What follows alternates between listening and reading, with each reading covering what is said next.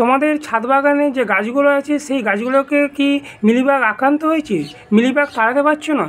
তাহলে আমি বলবো আজকে ভিডিওটা তোমরা দেখো। আমি খুব সহজভাবে ঘরোয়া পদ্ধতিতে 3 রকমভাবে মিলিবাগ তাড়াবার উপায় দেখাবো। আমি যেরকম পদ্ধতিতে দেখাবো সেইভাবে যদি তোমরা সেই পদ্ধতি অবলম্বন করো তাহলে তোমাদের গাছেতে কোনোদিনও মিলিবাগ আক্রান্ত হবে না।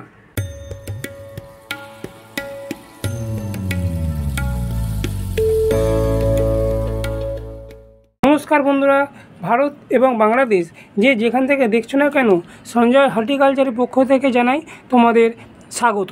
এবং যারা নতুন বাগানি, যারা প্রথম আমার এই ভিডিওটা দেখছো তাদেরকেও জানাই সঞ্জয় হর্টিকালচারের পক্ষ থেকে স্বাগত। বন্ধুরা, আজকে আমি ঘরোয়াভাবে বিনা পয়সায় কীভাবে মিলিবাগ তাড়ানো যায় তোমাদের শখের ছাদ বাগান থেকে, সেই সম্বন্ধে আজকে আমি তোমাদের সাথে আলোচনা করব। 3টে উপায় দেখাবো অতি সহজভাবে, যাতে তোমরা যে কোনো একটা তোমাদের যদি যেসব গাছে তোমাদের মিলিবাগ আক্রান্ত হয় সেই সব গাছে যদি তোমরা অ্যাপ্লাই করো তাহলেই খুব সহজেই তোমাদের এই মিলিবাগ থেকে তোমরা মুক্তি পাবে। তাই আমি বলবো আজকে ভিডিওটা তোমরা একটু স্কিপ করে দেখো না। স্কিপ করে দেখলে কিন্তু তোমরা ভিডিওটা কিছু বুঝতে পারবে না। ওই জন্য আমি বলবো পুরো ভিডিওটা তোমরা মন দিয়ে দেখো। এখানে দেখো যে মিলিবাগগুলো আছে, এই মিলিবাগগুলোর এখানে দেখো এরকম লাল পিঁপড়ে এসছে। যখনই মিলিবাগ হবে তখনই কিন্তু এই পিঁপড়ের আনাগোনা চালু হয়ে যাবে। এই পিঁপড়েগুলো কেন আসে? এই পিঁপড়েগুলো আসে মিলিবাগের গা থেকে একটা মিষ্টি রস বের হয়। এই মিষ্টি রসগুলো খাওয়ার জন্যই এই পিঁপড়েগুলো আসে। এবং এই পিঁপড়েগুলো মিলিবাগের থেকে যে ভাইরাসগুলো নেয়, মিলিবাগগুলোর মধ্যে যে ভাইরাস থাকে সেই ভাইরাসগুলো নিয়ে এক ডাল থেকে আরেক ডালে চলে যায় এবং সেখান থেকেই আরও মিলিবাগটা গাছেতে ছড়িয়ে পড়ে। ওই জন্য মিলিবাগ যখনই হবে তোমাদের যে গাছগুলোতে মিলিবাগ হবে সেই গাছগুলোকে তোমরা অন্যান্য যে গাছ আছে সেই গাছের থেকে দূরে সরিয়ে রাখবে। দূরে সরিয়ে রাখলেই কিন্তু অন্যান্য গাছগুলোতে আর মিলিবাগটা ছড়াতে পারবে না। আছে একটা আমার রসুন, যে বাড়িতে আমরা রসুন খাই, এই রসুন এবং কাঁচা লঙ্কা। এখানে আছে কিছু কাঁচা লঙ্কা। রসুন আর কাঁচা লঙ্কা দিয়ে একটা আমি পেস্টিসাইড তৈরি করব। আর একটা করবো কি, আর একটা হচ্ছে এখানে শ্যাম্পু। এই যে শ্যাম্পু 1 টাকা দাম, এই শ্যাম্পু বাড়িতে সবারই থাকে। এই শ্যাম্পু দিয়ে আমি একটা কেমিক্যাল তৈরি করব।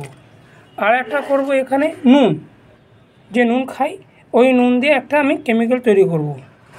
3টে উপায় খুব সহজভাবে তোমাদের দেখাতে যাচ্ছি। এখন যে পদ্ধতিটা দেখাবো সেটা হলো এখানে কিছু রসুনের 4-5টা কোয়া নিয়ে নিতে হবে। এইভাবে 4-5টা কোয়া তোমরা নিয়ে নেবে রসুনের। দেখো এখানে 4-5টা কোয়া নিয়ে নিলাম। আর এগুলোকে থেতো করার জন্য একটা পাত্র এরকম নিতে হবে, একটা হামাল দিস্তে এরকম নিতে হবে।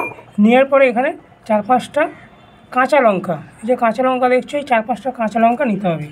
নিয়ে এটাকে ভালো করে হামাল দিস্তের মধ্যে থেতো করে নিতে হবে। ভালো করে থেতো করে তারপরে এটাকে 150 থেকে 200 ml মতো জলেতে এটা একদিন ভেজাতে হবে। এভাবে খুব ভালোভাবে থেতো করে নিতে হবে এটাকে। আমরা সবাই জানি রসুন এবং কাঁচা লঙ্কা ঘরোয়াভাবে যদি আমরা কীটনাশক তৈরি করি তাহলে অ্যাফিডস, মাইটস, মিলিবাগ এইগুলোর ওপর খুব দারুণভাবে কাজ করে। এই যে কীটনাশকটা আমি তৈরি করছি এটা তোমরা মাসে মোট 3 বার দেবে। মানে যে সপ্তাহে দিলে তার পরের সপ্তাহে একবার, তার পরের সপ্তাহে একবার, মোট 3 বার গাছেতে, মানে যে গাছগুলোতে আক্রান্ত হবে মিলিবাগ, সেই মিলিবাগগুলো যেই জায়গাগুলোতে আক্রান্ত হবে সেই জায়গাগুলোতে স্প্রে করে দিতে হবে। 150 থেকে 200 ml মতন নর্মাল প্লেন জল, থেতো করা যে উপকরণটা আছে কাঁচা লঙ্কা এবং রসুনের, সেই উপকরণটাকে আমি ভিজিয়ে দেবো। 1 দিন মতো ভিজিয়ে দেবো জলের মধ্যে।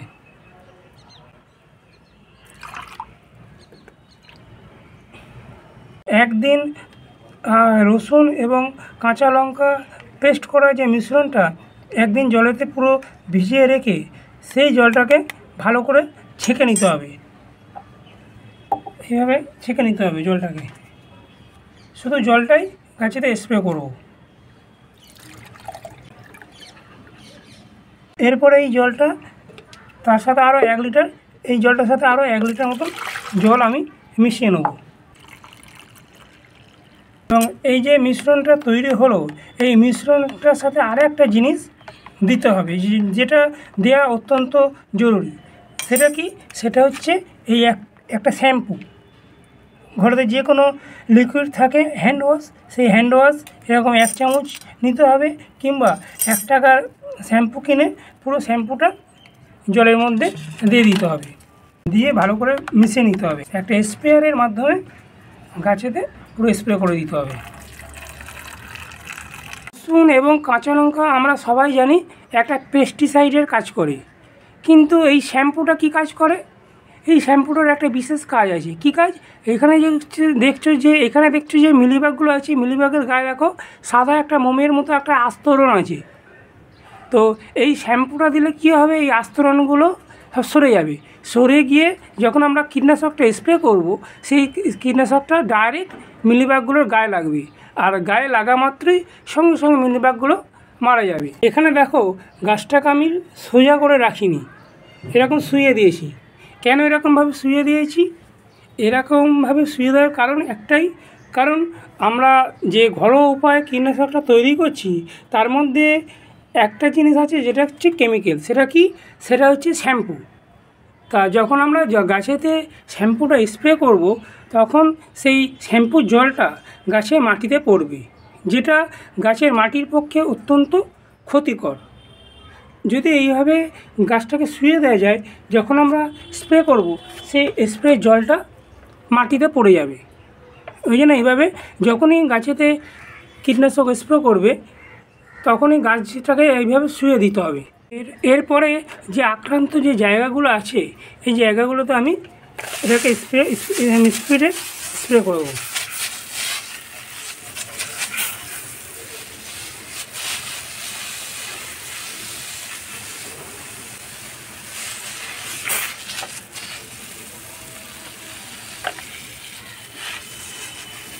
খুব ফোর্সে স্প্রে করতে হবে, তাহলেই কিন্তু এগুলো চলে যাবে।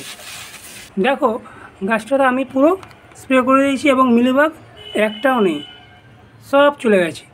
সাবানের জলগুলো দেখো সব মাটিতে পড়ে গেছে, একটুও টবের মাটিতে একটুও যায়নি। ওই জন্য যখনই মিলিবাগ তাড়াবার জন্য যখনই তোমরা স্প্রে করবে, গাছটাকে এইভাবে শুয়ে দেবে। শুয়ে দিলে কী হবে? শুয়ে দিলে জলগুলো সব মাটিতে পড়ে যাবে। এটা গেল মিলিবাগ তাড়ানোর প্রথম পদ্ধতি। এবার দ্বিতীয় পদ্ধতি কি? দ্বিতীয় পদ্ধতিটা হচ্ছে এই 1 টাকার একটা শ্যাম্পু। এই শ্যাম্পুটাকে কি করতে হবে? প্রথমে 1 লিটার মতন জল নিতে হবে। জলটাকে হালকা গরম করতে হবে, একদম মানে ঈষৎ উষ্ণ, মানে হালকা গরম, গরমও নয় আবার ঠান্ডাও নয়, ওরকম জলটা নিতে হবে। জলটা নিয়ে তার মধ্যে এই 1 টাকা যে শ্যাম্পুটা আছে, সেই শ্যাম্পুটা পুরো দিয়ে দিতে হবে। দিয়ে আমি প্রথম পর্যায়ে যেভাবে গাছটাকে স্প্রে করতে বলেছিলাম, সেরকমভাবে গাছটাকে শুয়ে আক্রান্ত যে জায়গাগুলো আছে, আক্রান্ত জায়গাগুলোতে স্প্রে করতে হবে। তৃতীয় পদ্ধতিটা দেখাবার আগে তোমাদের একটা জিনিস খুব ভালোভাবে বুঝিয়ে দিই, মিলিবাগ আমাদের বাগানে গাছেদের পক্ষে কতটা ক্ষতিকর। দেখো এখানে মিলিবাগগুলো বসেছে কোথায় না, যে কুড়ি আছে, কুড়ি ঠিক বৃন্তের কাছে, মানে এখান থেকে কুড়ি থেকে রসটা খাবে, খেয়ে কুড়িটাকে শুকিয়ে ফেলে দেবে। এতগুলো যে কুড়ি দেখছো, এই কুড়িগুলোকে যদি আমি মিলিবাগের আক্রান্ত থেকে উদ্ধার না করি, তাহলে কিন্তু প্রত্যেকটা আমার জবা গাছের কুড়ি সব কটা এইভাবে নষ্ট করে দেবে এই মিলিবাগগুলো। ওই জন্য যখনই মিলিবাগ হবে, সঙ্গে সঙ্গে দেরি না করে সঙ্গে সঙ্গে তার ট্রিটমেন্ট করতে হবে। কিন্তু ঘরোয়া পদ্ধতিতে যদি আমি এই মিলিবাগের আক্রান্ত গাছগুলোকে যদি ট্রিটমেন্ট ঠিকমতো করতে পারি, তাহলে কিন্তু আর কোনো দিনও আমাদের ছাদ বাগানের যে গাছগুলো আছে, জবা গাছ, অ্যাডিনিয়াম গাছ, পেয়ারা গাছ, এইগুলোতে কোনো রকমভাবে মিলিবাগ আক্রান্ত হবে না। চলো তৃতীয় পদ্ধতির যেটা আছে সেটা আমি দেখাচ্ছি। এখানে নিতে হবে এই জিনিসটা, এটা হচ্ছে নুন, যে নুন আমরা খাই। এই নুনটা নিতে হবে 1 চামচ, এরকম 1 চামচ মতো নুন নিতে হবে। নিয়ে সেম পদ্ধতি, মানে তোমাকে 1 লিটার মতন জল নিতে হবে, প্লেন জল। সেই জলটাকে ঈষৎ উষ্ণ গরম করতে হবে। মানে খুব গরম না খুব ঠান্ডা না, ভালোভাবে বোঝো, খুব গরমও না খুব ঠান্ডা না, হালকা গরম করে এই 1 চামচ নুন নিয়ে ভালোভাবে ঝাঁকিয়ে যে জায়গাগুলো মিলিবাগ আক্রান্ত হয়েছে সেই জায়গাগুলোতে স্প্রে করে দিতে হবে।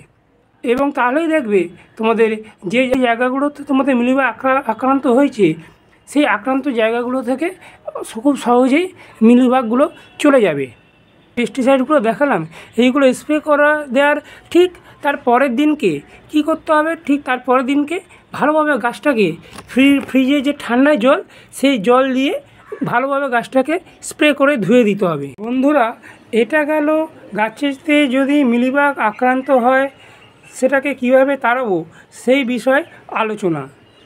যদি আমার এই ভিডিওটা তোমাদের ভালো লেগে থাকে তাহলে অবশ্যই ভিডিওটাতে একটা লাইক দিও এবং চ্যানেলটাতে সাবস্ক্রাইব করে আমার পাশে থেকো এবং পাশে থাকা যে বেল আইকনটা সেটা প্রেস করে দিও। প্রেস করে দিলে কী হবে, আমি যখন নতুন ভিডিও আপলোড করব যাতে সহজেই তোমাদের কাছে খুব তাড়াতাড়ি পৌঁছে যায়।